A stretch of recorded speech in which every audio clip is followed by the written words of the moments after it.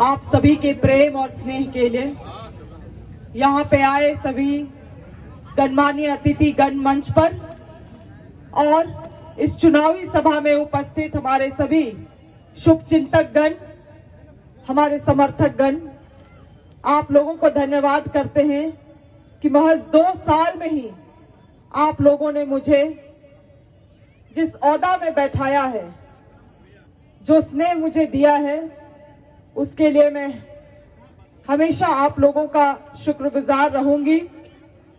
2 साल में मैंने ईमानदारी से प्रयास किया कि मैं जनता के बीच में रह के, आप लोगों के बीच में रह के, मैं केवल एक नेता की तरह नहीं मगर एक बहन बेटी की तरह आप लोगों को सेवा दूं। मैं अपने आप को बहुत सौभाग्यशाली मानती हूं कि इतने कम समय में भी आप लोगों ने मुझे अपनाया है और दोबारा कांग्रेस पार्टी ने जो भरोसा और विश्वास मेरे ऊपर सौंपा है, उसको एक बल देने के लिए आज आप लोग यहाँ पे उपस्थित हुए हैं। आज मुझे गर्व है कि झारखंड के शेर और सभी जाति धर्म को सम्मान देने वाले एक लौता लीडर श्री बंधु तिर्की जी के पुत्री होने के नाते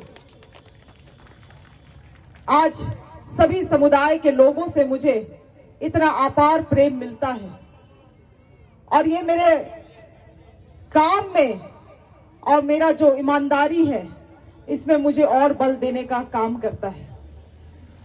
आज इस चुनाव में जो 13 तारीख को चुनाव है, आप लोग केवल एक विधायक नहीं चुन रहे।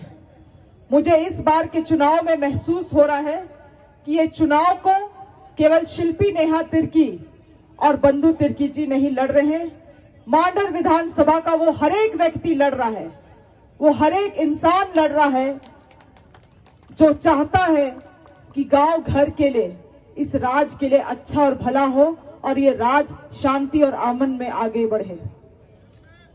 18 साल में पहले कभी ऐसा नहीं हुआ था, मगर पहली बार गांव घर के लिए योजनाएं बनाई गई हैं। पहली बार जनता का गांव घर में बिजली बिल माफी हुआ है कि नहीं? पहली बार ऐसा हुआ है कि गांव घर में हमारे किसानों का 2-2 लाख रुपया ऋण माफी हो रहा है। हम लोगों ने सुना था कि इससे पहले बड़े बड़े अदानी, अंबानी, टाटा, बिरलाओं का बिजली बिल माफी होता है, ऋण माफी होता है, मगर गरीब किसानों का और गरीब लोगों का कभी कुछ माफी नहीं होता। ये पहली बार ऐसा हो रहा है कि सरकार ने, हेमंत सरकार ने, कांग्रेस पार्टी की सरकार ने इतना बड़ा कदम उठाया है।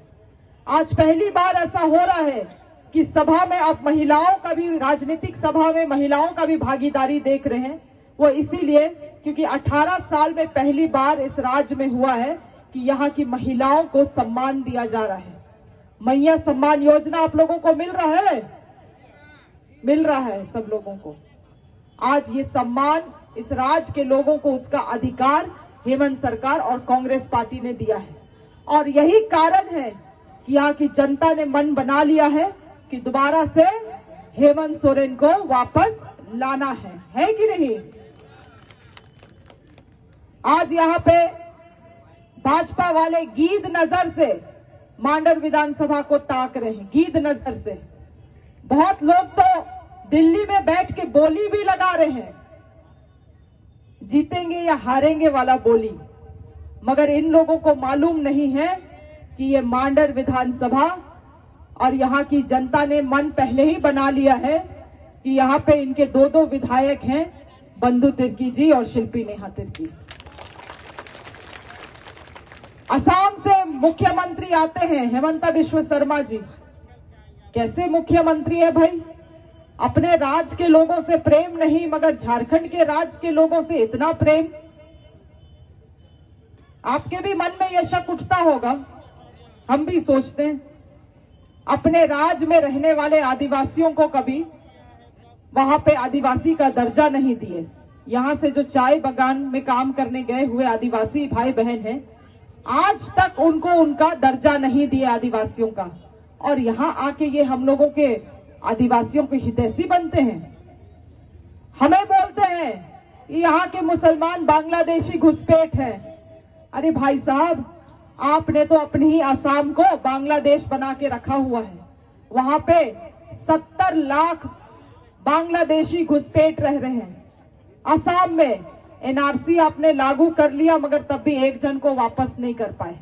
और आज आप यहाँ के खतियानी मुसलमानों को बांग्लादेशी बोलने का आप जरूरत करते हैं। ये जनता यहाँ पे आपको जवाब देगी 13 तारीख को।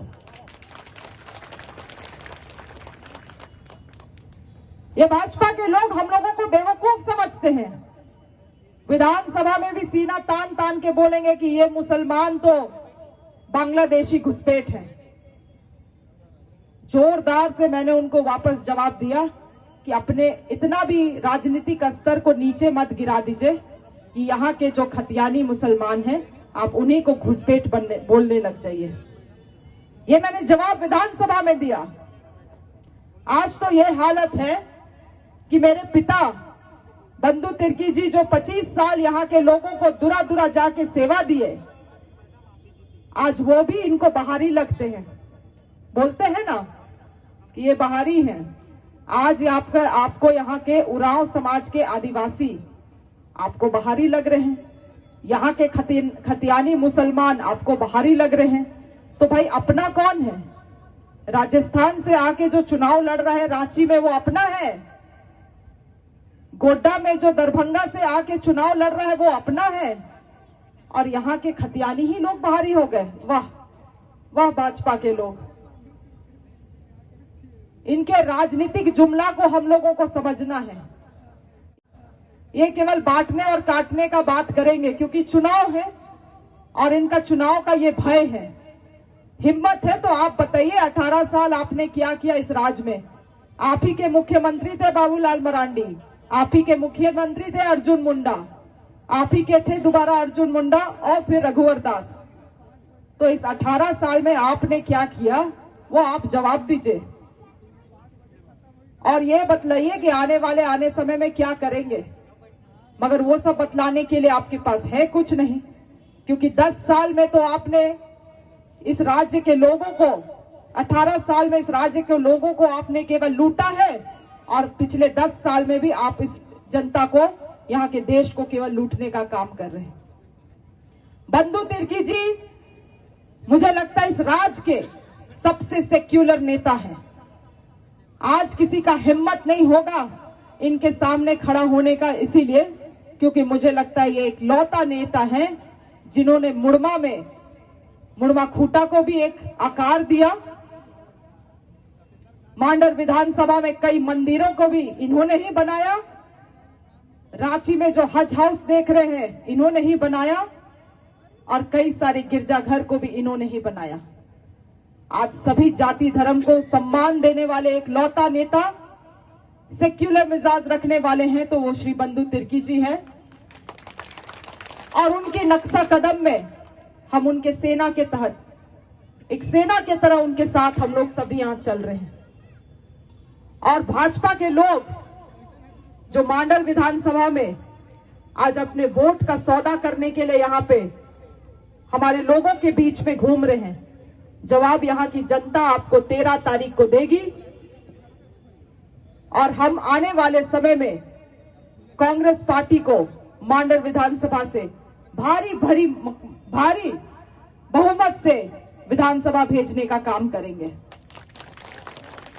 भारी बहुमत से। लोकसभा में आदिवासी समाज और मुस्लिम समाज एक रहा, जिसका नतीजा था कि 15 साल के आलसी सांसद को हम लोगों ने वापस घर भेज दिया और एक नया कांग्रेस पार्टी का हम लोगों ने सांसद चुना। 1,31,000 वोट केवल मात्र मांडर विधानसभा से आया। क्या बोलते हैं, इस बार उस टारगेट को पार करेंगे हम लोग? पार करेंगे हम लोग। अपने परिवार का एक एक वोट, चाहे वो महिला हो या पुरुष, बूथ में ले जाने का जिम्मेवारी आप लोगों का है। हम लोग 13 तारीख को 7 बजे हमको लगता है वोटिंग शुरू होगा। 10 बजे तक 11 बजे तक ही भाजपा वालों को पता लग जाना चाहिए कि मांडर किसके पाले में जा रहा है। इसीलिए आने वाले समय में ये सरकार, महागठबंधन की सरकार, हमारे हेमंत जी और कांग्रेस पार्टी की सरकार यहाँ के आवाम, यहाँ के लोगों को उनका अधिकार देने का काम करेगी। और जरूरत पड़े तो हम लोग इस राज्य का जो 1,31,000 करोड़ रुपया केंद्र ने जो दबा के बैठा हुआ है, उसको भी वापस लाके यहाँ के राज्य के भविष्य को और बेहतर बनाने का काम हम लोग करेंगे। आप लोगों से ये बेटी, ये बहन दोबारा आशीर्वाद मांगने आई है।